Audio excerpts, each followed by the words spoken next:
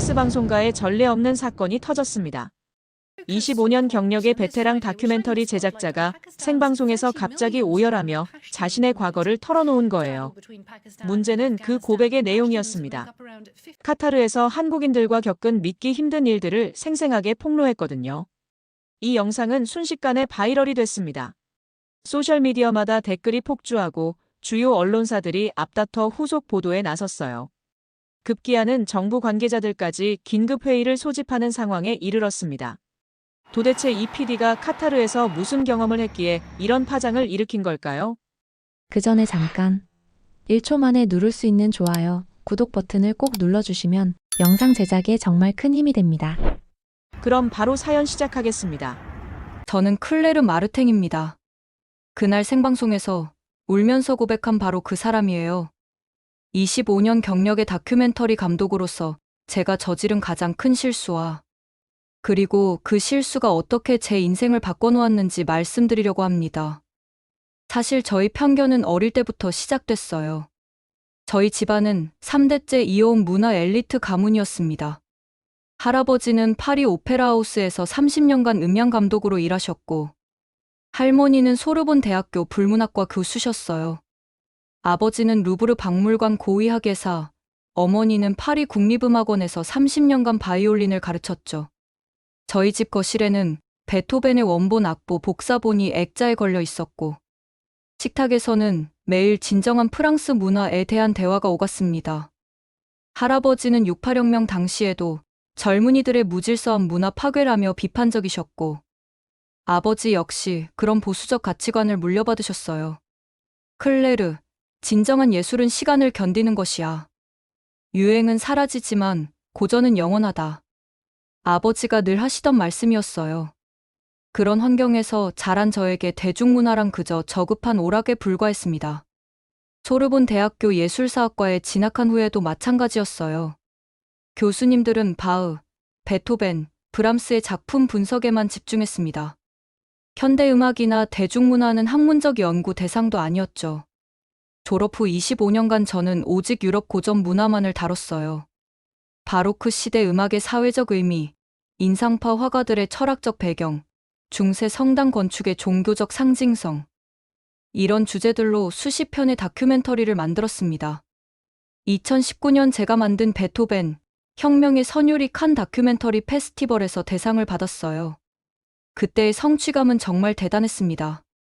역시 진짜 예술을 다뤄야 인정받는구나 하는 자부심이 하늘을 찔렀죠. 그런데 2023년 가을, 모든 게 바뀌기 시작했어요. 프랑스 문화부에서 특별 프로젝트 공모가 있었습니다. 주제는 현대 대중문화 현상 분석. 막대한 제작비와 함께 국제적 주목도 보장된다고 했어요. 저는 망설임 없이 지원했습니다. 주제가 뭐든 상관없어. 내 실력으로 어떤 소재든 작품으로 만들 수 있다고. 그런데 선정 통보를 받고 나서 깜짝 놀랐어요. 제가 맡은 주제는 한류 현상의 사회문화적 분석이었거든요. 처음에는 거절하고 싶었어요. K-팝이나 한국 드라마 같은 상업적 콘텐츠를 다루는 게 제 수준에 맞나 싶었거든요. 하지만 계약서에 이미 사인했고 위약금도 만만치 않았어요. 그래, 이번 기회에 이런 저급한 문화의 실체를 까발려보자. 마음을 바꿔먹었습니다. 한류의 허상을 드러내는 비판적 다큐멘터리를 만들어서 오히려 더 큰 주목을 받겠다고 다짐했어요. 본격적인 조사를 시작했습니다. K-팝 음악을 들어보니 복잡한 리듬과 현란한 편곡뿐이었어요. 바흐나 모차르트의 수학적 완벽함은 어디에도 없었습니다. 한국 드라마는 뻔한 스토리에 과장된 연기. 프랑스 누벨바그나 이탈리아 네오리얼리즘의 깊이와는 비교할 수 없었죠. 결정적 사건은 2021년 12월이었어요. 파리 베르시 아레나에서 열린 K-팝 콘서트를 예비 조사차 방문했습니다. 2만 명이 넘는 관중이 모인 대형 공연이었어요. 공연장에 들어서는 순간부터 충격이었습니다. 2만 명이 넘는 관중이 빼곡히 들어찬 베르시 아레나에는 10대부터 50대까지 다양한 연령층이 모여 있었는데 모두들 마치 종교 의식에 참여하는 것처럼 보였어요. 통일된 응원봉을 들고 같은 구호를 외치고 심지어 눈물을 흘리는 사람들도 있었습니다. 이게 뭐야? 21세기에 이런 집단 최면이 가능한 거야? 더 놀라운 건 프랑스 젊은이들이 한국어 가사를 완벽하게 따라 부르고 있었다는 거예요. 프랑스 샹송은 모르면서 한국 노래는 줄줄 외우고 있다니요. 공연이 절정에 달했을 때 관중들이 일제히 일어나서 손을 흔들었어요. 그 순간 제가 본 건 질서 정연한 군중이 아니라 통제 불가능한 광란이었습니다. 저들은 대체 뭘 보고 있는 거지? 무대 위에 있는 건 그냥 춤추는 젊은이들 뿐인데. 집에 돌아와서 동료들에게 그날의 경험을 털어놨어요. 프랑스 문화가 위기야. 우리 젊은이들이 정체불명의 아시아 문화에 세뇌당하고 있어. 파트너인 피에르 뒤랑도 비슷한 생각이었어요. 피에르는 15년간 저와 함께 일해온 베테랑 카메라맨입니다. 리옹 출신으로 클래식한 가치관을 가진 사람이었죠. 다만 최근 들어 이온 스트레스와 과로로 건강이 좋지 않았어요. 담배도 하루 2갑씩 피우고 있었고요. 클레르, 이번 기회에 제대로 된 작품을 만들어보자. 이런 허상이 얼마나 위험한지 사람들에게 알려야 해. 그때부터 저희는 치밀한 계획을 세웠습니다. 한국의 응원 문화가 가장 극단적으로 드러나는 곳을 찾던 중 카타르 아시안컵이 눈에 띄었어요. 완벽해. 뜨거운 사막에서 펼쳐지는 집단 광기. 이보다 좋은 소재가 어디 있겠어? 제작 계획서에는 이렇게 썼습니다. 한국 응원 문화의 비이성적 특성과 그것이 개인의 정체성에 미치는 부정적 영향에 대한 비판적 고찰. 2024년 1월 출발을 앞두고 마지막 회의를 했어요. 편집장인 장 피에르 르클레르가 물었습니다. 클레르, 혹시 너무 편향된 시각은 아닌가? 객관성을 잃으면 안 되는데. 저는 자신있게 대답했어요. 걱정 마세요. 팩트만 보여드릴 겁니다. 진실은 하나니까요. 그때의 저는 정말 확신에 차 있었어요. 한국 문화의 허상을 까발려서 프랑스 사회에 경종을 울리겠다는 사명감까지 있었거든요. 출발 전날 밤, 피에르와 마지막 점검을 했습니다. 이번 작품으로 우리가 진짜 저널리스트라는 걸 증명해보자. 그래, 클레르. 진실을 외면하는 사람들에게 현실을 보여주는 거야. 하지만 그때 저희는 몰랐어요. 진짜 현실을 마주하게 될 사람은 바로 저희 자신이라는 거요. 2024년 1월 15일, 저희는 카타르 도하에 도착했습니다. 강한 햇볕과 건조한 공기가 얼굴을 때렸어요. 1월인데도 낮 기온이 25도를 넘었습니다. 피에르는 공항부터 컨디션이 좋지 않아 보였어요. 자주 담배를 피우고 숨이 차다고 했습니다. 중동의 건조한 공기 때문이라고 생각했어요. 호텔에 짐을 풀고 장비를 점검했습니다. 카메라 2대, 마이크, 조명 장비까지 모든 게 완벽했어요. 다음 날 첫 촬영지는 자신빈 하마드 스타디움이었습니다. 한국 대 바레인 경기, 한국이 이기면 16강에 진출하는 중요한 경기였죠. 경기장에 도착하자 한국 관중들이 유독 눈에 띄었어요. 붉은 옷을 입은 수천 명의 사람들이 일정한 구역에 모여 있었습니다. 태극기가 바람에 펄럭이고 어디선가 전통 북소리가 울려 퍼졌죠. 저기 봐, 클레르. 벌써 시작됐네. 피에르가 카메라를 들며 말했어요. 하지만 무거운 카메라를 어깨에 올릴 때 조금 힘들어하는 것 같았습니다. 그래도 프로였기 때문에 불평하지 않았죠. 역시나 과도한 열정이네. 저는 피에르에게 속삭였습니다. 계획대로 집단 광기의 모습을 담아낼 생각이었거든요. 경기장 안은 더욱 장관이었습니다. 4만 명을 수용하는 경기장이 거의 만석이었어요. 한국 응원석은 온통 붉은색으로 물들어 있었습니다. 경기가 시작되자 진짜 응원이 시작됐어요. 대한민국 하는 구호가 천둥소리처럼 울려 퍼졌죠. 저는 카메라 뷰파인더를 들여다보며 촬영에 집중했어요. 과열된 감정, 집단적 광기, 질서 없는 소란. 제가 원하던 장면들이 속속 나타나고 있었습니다. 경기가 시작되고 15분쯤 지났을 때였어요. 한국이 선제골을 넣는 순간이었습니다. 한국 응원석이 터졌어요. 수천 명이 일제히 자리에서 일어나 환호성을 질렀습니다. 바로 그때였어요. 제 옆에서 으윽 하는 낮은 신음소리가 들렸습니다. 돌아보니 피에르가 카메라를 놓고 가슴을 움켜쥐고 있었어요. 클레르, 가슴이 너무 답답해. 숨이 제대로 안 쉬어져. 피에르의 얼굴이 새파랗게 질리더니 카메라를 떨어뜨리며 쓰러졌어요.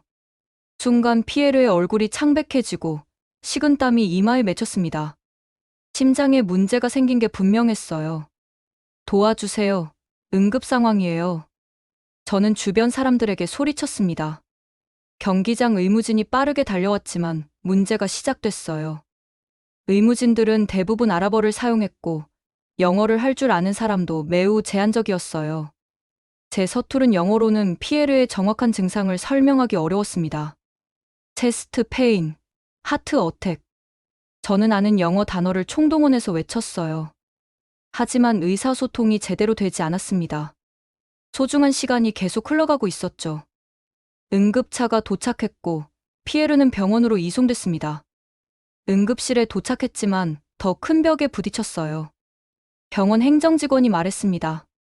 환자분이 카타르 현지 의료보험에 가입되어 있나요? 아니요. 저희는 프랑스에서 온 단기 체류자입니다. 그렇다면 수술비를 먼저 지불하셔야 합니다. 최소 2만 달러가 필요하다고 했어요. 저희가 당장 구할 수 있는 돈이 아니었습니다. 의료진은 수술의 필요성을 강조했지만 행정 절차와 보험 문제로 발이 묶인 상황이었어요. 그 순간 저는 절망감에 휩싸였습니다. 이 먼 타국에서 동료가 위험에 처했는데 제가 할 수 있는 게 아무것도 없다는 현실이 너무 참담했거든요. 시간은 오후 8시를 넘어가고 있었어요. 피에르의 상태는 점점 악화되고 있었고 저는 병원 복도를 오락가락하며 발만 동동 구르고 있었습니다. 머릿속이 하얗게 변했어요. 25년간 다큐멘터리를 만들면서 이런 절망감은 처음이었습니다.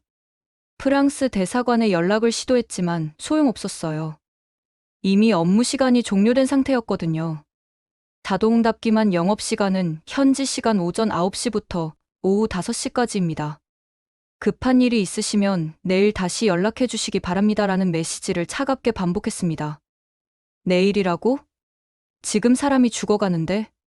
저는 화가 났어요. 하지만 화를 낸다고 해서 상황이 달라지는 건 아니었죠. 현지 제작팀과의 연락도 닿지 않았습니다. 저희가 독립적으로 진행하는 프로젝트라 현지 스태프는 따로 두지 않았거든요. 모든 걸 저희 둘이서 해결하려고 했던 게 화근이었어요. 휴대폰 배터리도 20%밖에 남지 않았습니다. 충전기는 호텔에 두고 온 상태였어요. 급작스러운 상황에 아무것도 제대로 챙길 여유가 없었거든요. 설상가상으로 병원 와이파이도 제대로 연결되지 않았습니다. 의료진은 계속해서 수술의 시급성을 강조했어요. 심장내과 의사가 제게 설명했습니다. 환자분의 상태가 심각합니다. 관상동맥이 막혔을 가능성이 높아요. 더 늦으면 생명이 위험할 수 있습니다. 그럼 빨리 수술하면 되잖아요. 제가 다급하게 말했지만 의사는 고개를 저었어요. 수술비 문제가 해결되지 않으면 병원 규정상 응급수술을 진행할 수 없습니다. 죄송합니다. 카타르의 의료 시스템은 엄격했어요. 보험이나 선결제 없이는 수술을 받을 수 없다는 원칙이 철저했습니다. 이해는 되지만 당장 동료의 생명이 위험한 상황에서는 너무 잔혹하게 느껴졌어요. 저는 병원 로비의 딱딱한 의자에 털썩 주저앉았습니다. 머리를 감싸 쥐고 깊은 한숨을 내쉬었어요. 이런 무력감은 처음이었습니다. 25년간 쌓아온 경력과 자신감이 한순간에 무너져 내렸어요. 어떻게 하지? 정말 어떻게 해야 하지? 혼자 중얼거리며 절망에 빠져 있을 때였어요. 한 간호사가 제게 다가왔습니다. 30대 중반으로 보이는 여성이었는데 친근한 미소를 지으며 말을 걸어왔어요. 혹시 많이 걱정되시죠? 제가 조금 전부터 지켜봤는데 정말 어려운 상황이신 것 같아요. 저는 고개를 끄덕였어요. 그 간호사는 계속 말했습니다. 혹시 한국 교민들에게 도움을 요청해 보시는 건 어떨까요? 여기 카타르에는 한국 교민 사회가 잘 형성되어 있거든요. 이런 응급 상황에서 정말 잘 도와주시는 분들이에요. 한국인들에게 도움을 청한다고요? 그 말을 듣는 순간 제 자존심이 상했어요. 불과 몇 시간 전까지만 해도 그들을 집단 광기의 주인공들이라고 생각했었는데 말이죠. 제가 비판하려던 바로 그 사람들에게 도움을 청해야 한다는 현실이 참담했습니다. 하지만 피에르가 중환자실에서 생사의 갈림길에 서 있는 상황에서 자존심이고 편견이고 중요하지 않았어요. 동료의 생명이 가장 소중했거든요. 저는 심호흡을 하고 간호사에게 물었어요. 어떻게 연락할 수 있을까요? 병원 로비에 한국 분들이 몇 명 계셔요. 가족 면회를 오신 것 같은데 말씀드려보시는 게 어떨까요? 간호사의 안내를 받아 저는 병원 로비로 내려갔습니다. 마음이 무거웠어요. 평생 누군가에게 이렇게 간절하게 도움을 청해본 적이 없었거든요. 특히 제가 편견을 가지고 있던 사람들에게 말이죠. 로비에는 정말로 한국인으로 보이는 사람들이 몇 명 앉아 있었어요. 중년 남성과 젊은 여성, 그리고 30대로 보이는 남성까지. 그들은 조용히 대화를 나누고 있었습니다. 저는 떨리는 마음으로 그들에게 다가갔어요. 심호흡을 한 번 더 하고 서투른 영어로 말을 걸었습니다. 실례합니다. 혹시 한국분이신가요? 그들은 놀란 표정으로 저를 바라봤어요. 갑자기 외국인이 말을 걸어와서 당황스러웠을 거예요. 네, 맞습니다. 무슨 일이세요? 젊은 여성이 또렷한 영어로 대답했습니다. 제 동료가 심장에 문제가 생겨서 응급수술을 받아야 하는데 보험 문제로 수술이 지연되고 있어요. 도움이 필요합니다. 제 목소리가 떨렸어요. 급박한 상황이었지만 동시에 부끄러움도 컸거든요. 얼마 전까지 그들을 비판의 대상으로 여겼던 제가 이렇게 도움을 청하고 있다는 현실이 씁쓸했습니다. 하지만 그들의 반응은 제 예상과 달랐어요. 놀라면서도 즉시 걱정하는 표정을 지었습니다. 어머, 정말 큰일이네요. 어떤 도움이 필요하신지 자세히 말씀해 주세요.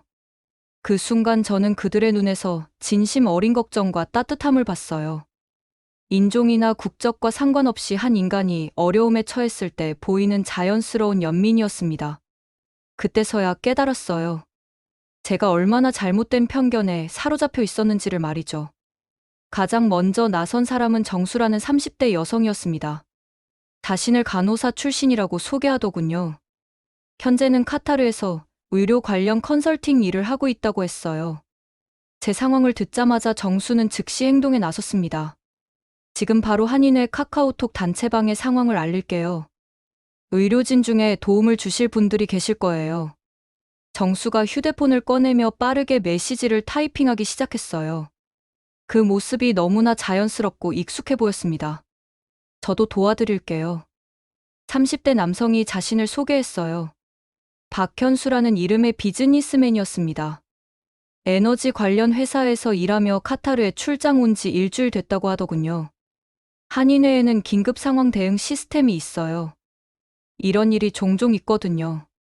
박현수의 말에 저는 깜짝 놀랐어요. 해외 교민 사회에 이런 체계적인 지원 시스템이 있다는 걸 전혀 몰랐거든요. 중년 남성도 함께 도와주겠다고 나섰습니다.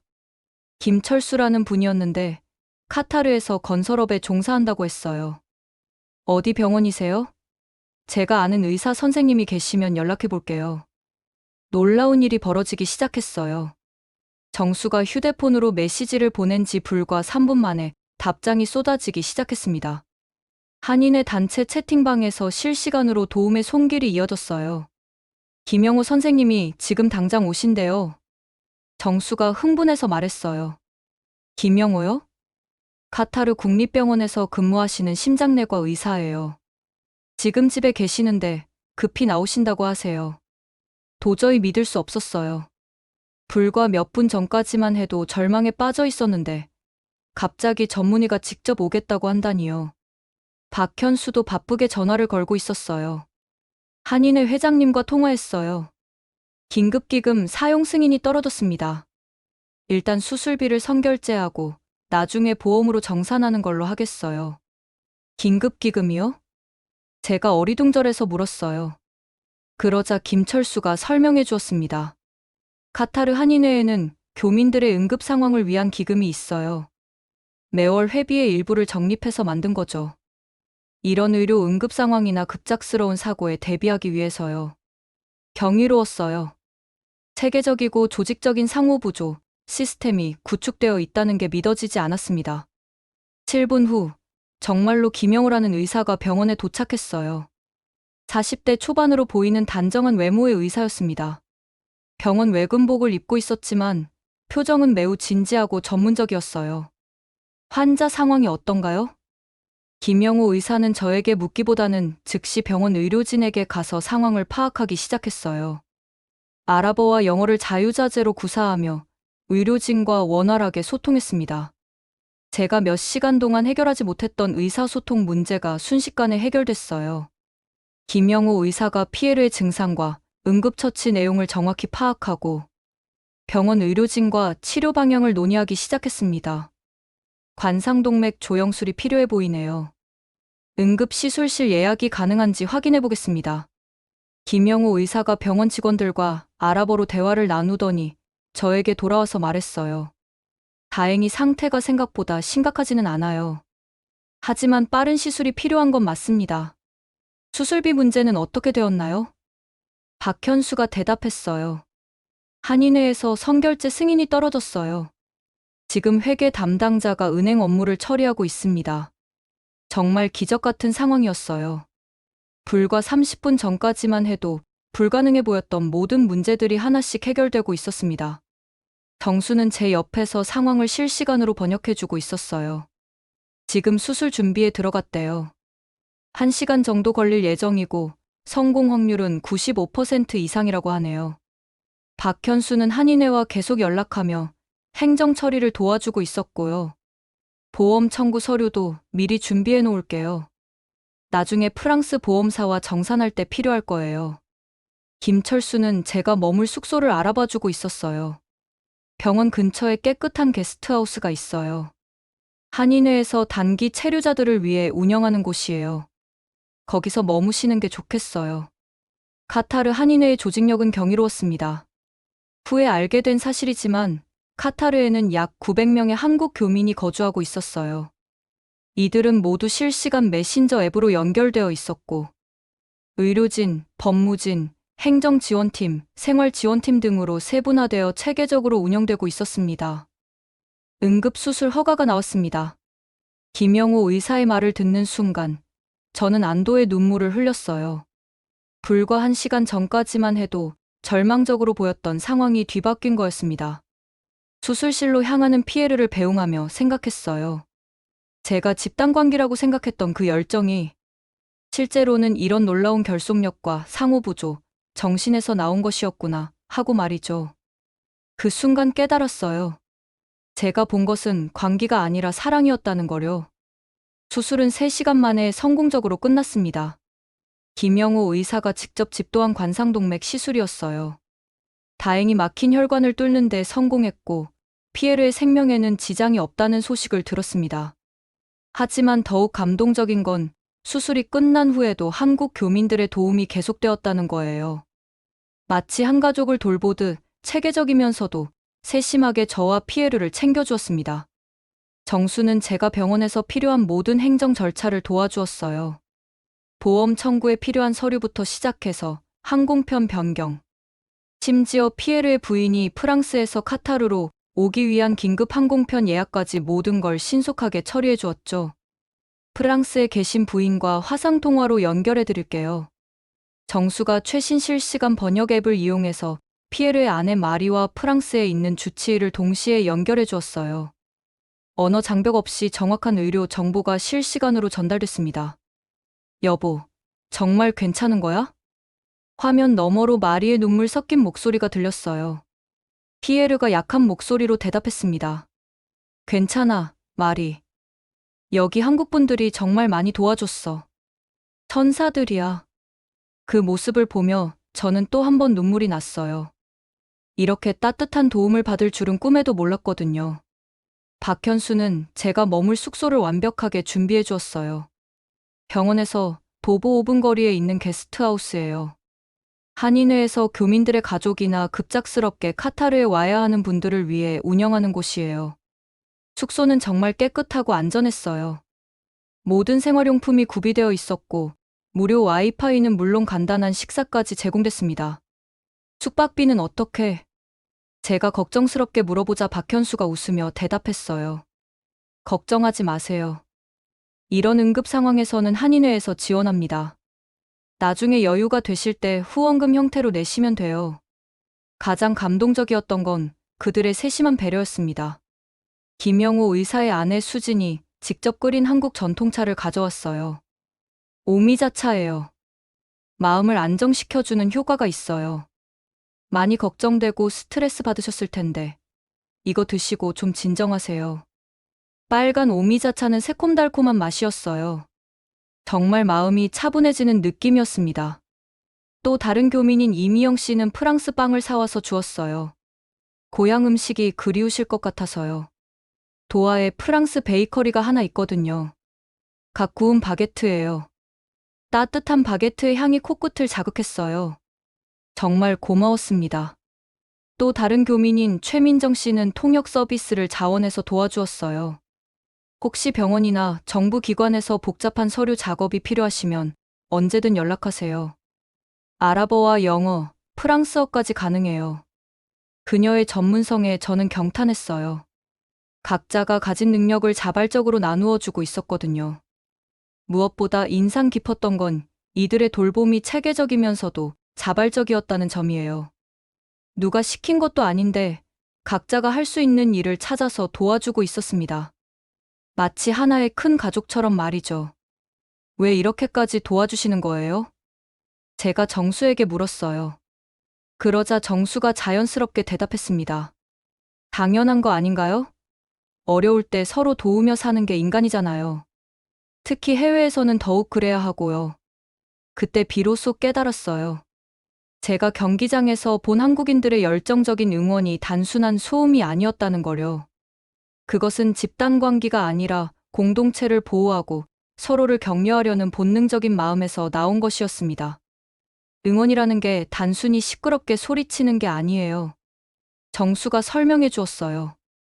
우리는 응원을 통해서 서로를 격려하고 힘을 나누는 거죠. 마치 지금 우리가 당신을 도와주는 것처럼 말이에요. 같은 마음이에요. 박현수도 덧붙였어요. 스포츠 경기에서 우리가 보여주는 열정과 지금 우리가 당신에게 보여주는 마음은 다르지 않아요. 모두 우리라는 공동체 의식에서 나오는 거거든요. 그 말을 듣는 순간 모든 게 이해됐어요. 한국인들의 응원 문화와 이들이 보여준 상호부조, 정신은 같은 뿌리에서 나온 것이었습니다. 바로 서로를 가족처럼 여기는 정이라는 감정이었어요. 김영호 의사가 추가로 설명해 주었습니다. 우리에게는 정이라는 특별한 개념이 있어요. 혈연 관계가 아니어도 서로를 끈끈하게 연결하는 감정적 유대감이죠. 경기장에서의 응원도 지금 우리가 하는 도움도 모두 이 정에서 나오는 거예요. 저는 새로운 관점으로 한국 문화를 바라보게 됐어요. 제가 집단 관계라고 잘못 판단했던 그 열정이 실제로는 얼마나 아름답고 숭고한 마음에서 나온 것인지를 깨달았습니다. 피에르가 회복기에 접어든 다음 날, 저는 도움을 준 한국 교민들을 다시 만났습니다. 하루 만에 제 인생이 바뀌었어요. 어제까지만 해도 한국 문화에 대해 비판적인 다큐멘터리를 만들려 했는데, 이제는 제가 얼마나 잘못 생각했는지를 깨달았거든요.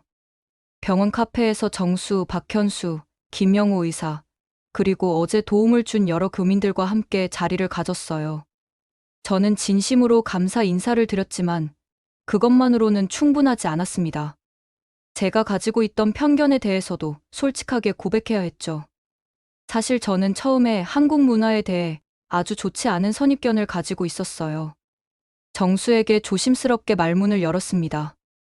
K-팝이나 응원 문화를 단순한 소음, 아니 집단 관계라고까지 생각했거든요. 심지어 그걸 비판하는 다큐멘터리를 만들려고 카타르까지 왔어요. 정수는 전혀 놀라지 않았어요. 오히려 이해한다는 표정이었죠. 많은 외국인들이 그렇게 생각해요. 겉으로만 보면 시끄럽고 질서 없어 보일 수 있으니까요. 저도 이해해요. 그녀의 너그러운 반응에 더욱 부끄러워졌어요. 제가 얼마나 성급하고 편견에 찬 판단을 했는지 깨달았거든요. 김영호 의사가 한국인들의 감정 표현과 정문화에 대해 자세히 설명해 주었어요. 서양 문화와 동양 문화는 감정 표현 방식이 많이 달라요. 우리에게는 정이라는 특별한 개념이 있거든요. 가족이 아니어도 서로를 끈끈하게 연결하는 감정적 유대감이죠. 정이요? 제가 호기심 어린 목소리로 물었어요. 네.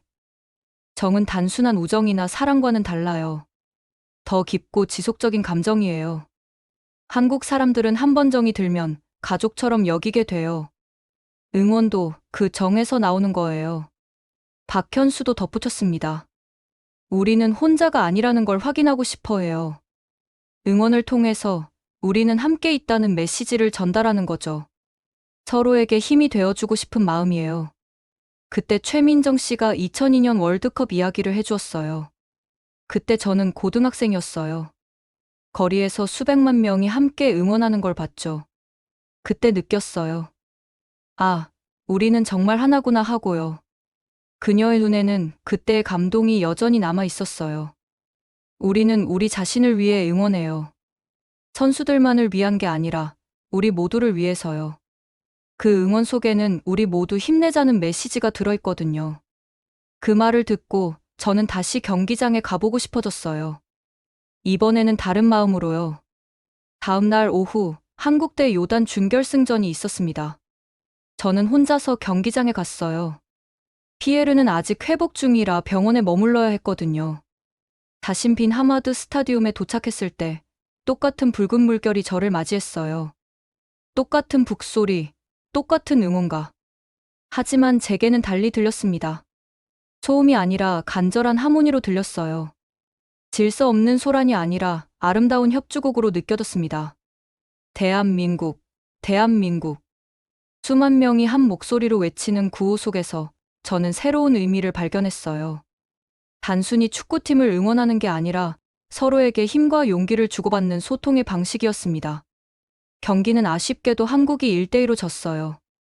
결승 진출이 좌절된 순간이었습니다. 관중들이 실망할 줄 알았는데 더 놀라운 광경을 목격했어요. 한국 관중들이 경기가 끝나자마자 경기장 청소를 시작한 거예요. 패배의 아쉬움에도 불구하고 자신들이 사용한 공간을 깨끗하게 정리하고 있었습니다. 페트병, 종이컵, 과자 봉지까지 하나하나 주워 담았어요. 다른 나라 관중들은 그냥 일어나서 나가는 경우가 대부분인데 한국 관중들은 달랐어요. 패배로 실망했을 법도 한데 오히려 더 질서정연하게 뒷정리를 하고 있었습니다. 저들이 보여주는 건 품격이야. 저는 혼잣말을 했어요. 이건 단순한 응원 문화가 아니었어요. 책임감과 품격을 바탕으로 한 성숙한 시민 의식이었죠. 한 한국인 관중에게 물어봤어요. 왜 청소를 하시는 거예요? 그는 당연하다는 듯이 대답했습니다. 우리가 쓴 자리는 우리가 치우는 게 맞잖아요. 이렇게 좋은 경기장을 사용하게 해준 카타르에 대한 예의죠. 그 순간 저는 모든 걸 이해했어요. 한국인들의 응원 문화는 단순한 스포츠 관람이 아니었습니다. 그것은 공동체 의식, 상호 존중, 그리고 책임감을 바탕으로 한 삶의 철학이었어요. 그날 밤, 저는 다큐멘터리 제목을 바꾸기로 결심했습니다. 소음의 나라, 한국에서 하모니의 나라, 한국으로요. 아니, 더 정확히 표현하면 마음의 하모니, 한국이었어요. 제가 처음에 소음이라고 생각했던 그 모든 것들이 실제로는 가장 아름다운 하모니였다는 걸 깨달았거든요. 저는 좀 더 깊이 있는 이야기를 듣고 싶었어요.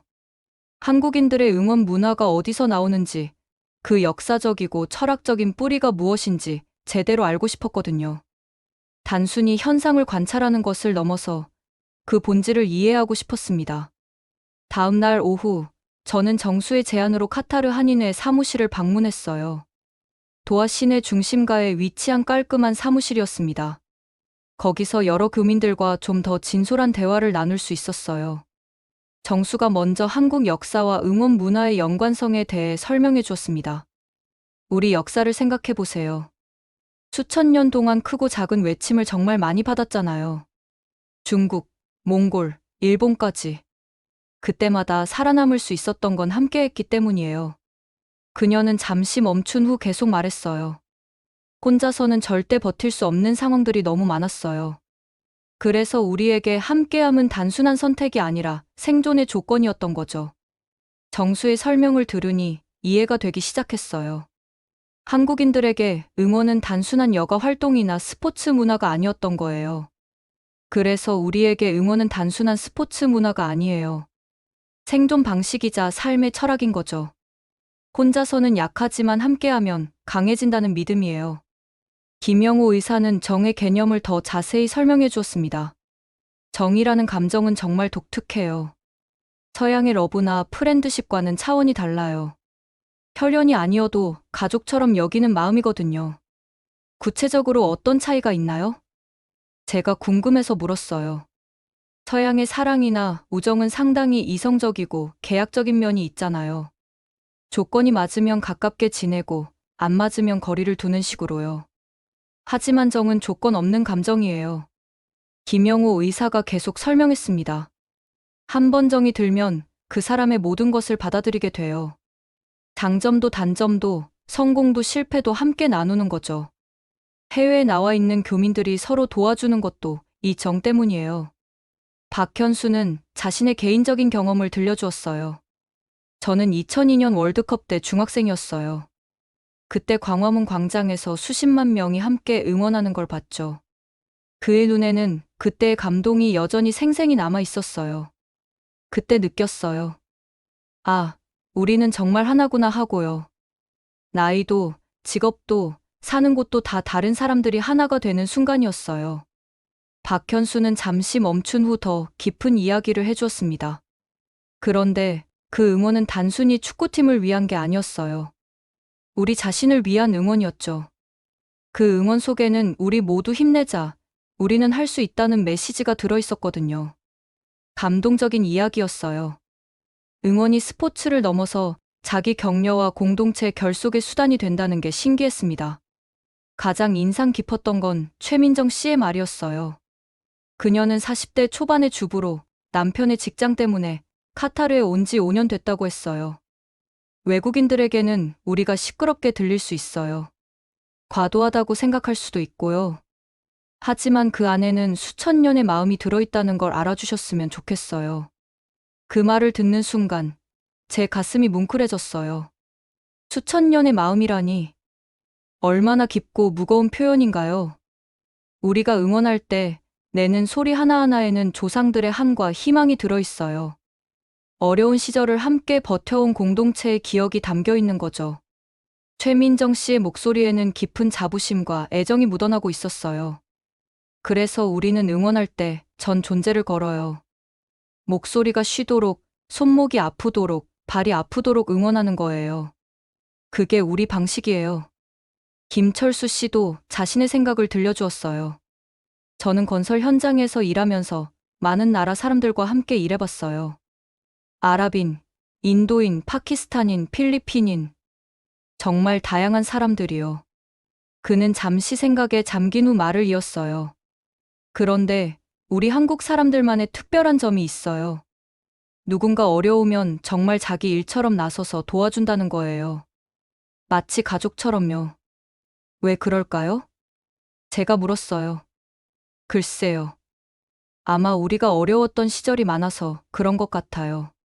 서로 의지하지 않으면 살아갈 수 없었던 시간들이요. 그런 경험이 DNA에 새겨진 게 아닐까요? 정수가 마지막으로 정리해 주었어요. 우리가 응원하는 건 혼자가 아니라는 걸 확인하기 위해서예요.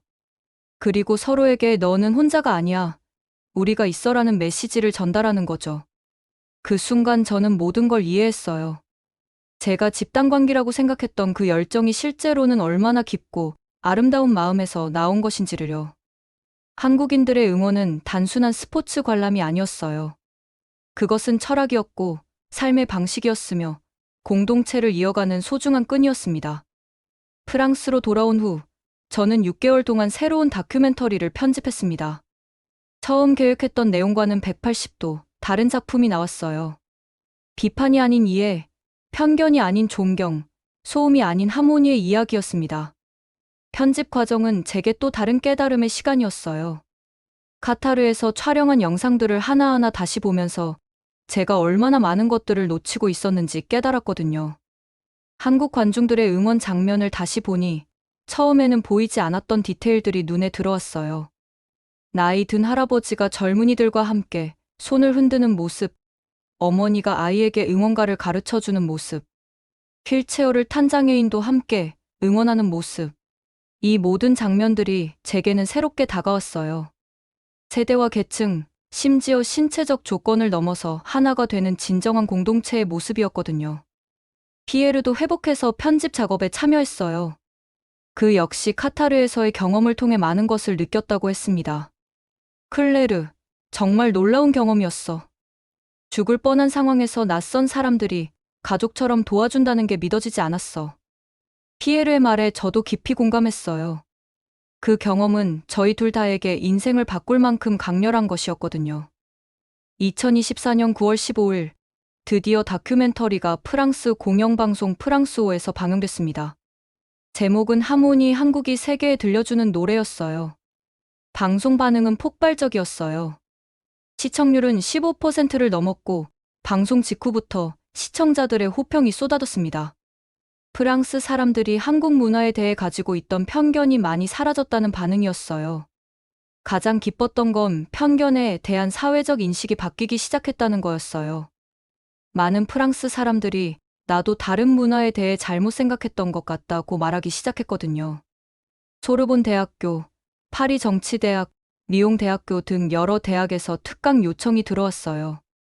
주제는 문화적 편견 극복하기였습니다. 특강에서 제가 항상 강조하는 것은 이런 내용이었어요. 우리는 너무 쉽게 다른 문화를 판단합니다. 겉으로 보이는 모습만으로 그 문화의 본질을 안다고 착각하죠. 하지만 진정한 이해는 그 문화를 만든 사람들의 마음을 느껴보는 것에서 시작됩니다. 학생들의 반응도 뜨거웠어요. 많은 학생들이 다른 문화를 바라보는 시각이 바뀌었다고 말해주었습니다. 무엇보다 저희는 카타르에서 도움을 준 교민들과 계속해서 연락을 주고받고 있어요. 현재 프랑스와 한국 간의 의료 네트워크 구축과 문화 교류 증진 방안에 대해서도 논의하고 있습니다. 정수는 지금도 가끔 메신저로 안부를 물어봐요. 박현수는 프랑스 출장 때마다 연락해서 만나고 있고요. 김영호 의사는 프랑스 의료진과의 학술 교류에 관심을 보이고 있어요. 얼마 전에는 정말 특별한 경험을 했어요. 파리에서 한국 유학생들의 응원 모습을 우연히 목격한 거예요. 한국 축구 국가대표팀의 월드컵 예선 경기를 응원하는 모습이었죠. 파리 13구의 작은 한인 식당에 20여 명의 한국 유학생들이 모여서 새벽 경기를 응원하고 있었어요. 예전 같았으면 시끄럽다고 생각했을 텐데, 이제는 다르게 보였습니다. 그들의 응원 속에서 저는 한국 문화가 조용히 전파되는 모습을 봤어요. 한국의 정신과 가치가 소리 없이 세계로 퍼져나가고 있다는 걸 느꼈죠. 그들이 프랑스에서 공부하고 생활하면서 한국의 따뜻한 공동체 문화를 자연스럽게 전하고 있었거든요. 지난주에는 더욱 감동적인 경험을 했어요. 파리 한인 문화센터에서 열린 추석 행사에 초대받아 참석했는데 거기서 한국 국가를 들었거든요. 예전에는 그냥 외국 노래였는데 이제는 다르게 들려요. 가사는 여전히 정확히 모르지만 그 속에 담긴 우리의 의미를 가슴 깊이 이해할 수 있었어요. 함께 한다는 것, 서로를 위한다는 것, 혼자가 아니라는 것. 이 모든 가치들이 그 멜로디 속에 들어 있었습니다. 그때 또 한 번 눈물이 났어요. 그날 생방송에서 제가 눈물을 흘린 이유가 바로 그거였어요. 제가 얼마나 잘못 생각했는지, 그리고 한국 사람들이 얼마나 아름다운 마음을 가지고 있는지를 깨달았기 때문이었죠. 지금도 그 생방송 영상을 보면 감정이 복받쳐 올라요. 편견이 무너지고 진실을 발견한 그 순간의 충격과 감동이 여전히 생생하거든요. 한국 사람들에게 말하고 싶어요. 여러분의 응원과 정은 정말 아름다운 문화예요. 세상에서 가장 소중한 가치 중 하나라고 생각해요. 그 마음을 계속 지켜나가세요. 그리고 세상의 모든 편견에 굴복하지 마세요. 진실은 언젠가 반드시 드러나니까요. 저처럼 편견을 가진 모든 사람들에게도 말하고 싶어요. 섣불리 판단하지 마세요. 표면만 보고 결론 내리지 마세요. 진짜 아름다운 건 겉으로 드러나지 않는 마음 속에 있거든요. 그리고 혹시 어려운 상황에 처했을 때 주저하지 말고 도움을 요청하세요. 세상에는 저희를 도와준 한국 교민들처럼 따뜻한 마음을 가진 사람들이 정말 많거든요. 그것이 제가 한국에게 배운 가장 소중한 교훈입니다. 우리는 모두 연결되어 있고 서로를 도우며 살아가는 존재라는 것 말이에요. 오늘의 사연은 여기까지예요. 구독과 좋아요는 다음 영상 제작에 정말 큰 힘이 됩니다. 오늘도 행복하시길 진심으로 바랄게요. 끝까지 시청해주셔서 정말 감사해요. 더 좋은 이야기로 찾아뵙겠습니다.